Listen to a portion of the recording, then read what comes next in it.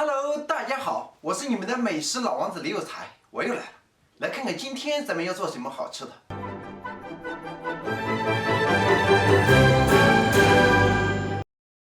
上期视频我们做了龙腾九州，不管是造型还是口味都很棒，但是有粉丝发私信说：“有才啊，你整这些花活有啥用啊？我也学不会，我也不想学。带鱼还有没有简单一点的做法呢？”好吧，好嘛。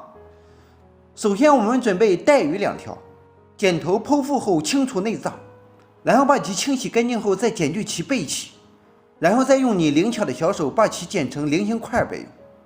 我们再来准备香菇适量，去除根部黑色硬块后，把其1劈4或1劈3备用。其他用到的辅料还有大红椒圈圈和蒜苗段。开始烹饪。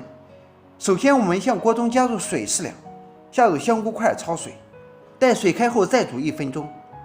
1分钟后下入带鱼块再煮20秒。20秒后捞出香菇带鱼，冲洗干净并沥干水分备用。开始烹饪。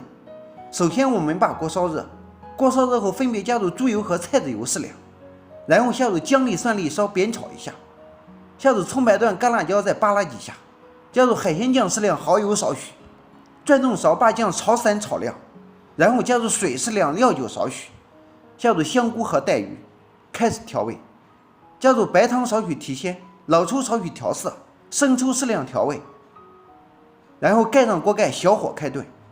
大约5分钟后，我们可以看一下，汤汁已经很浓郁了。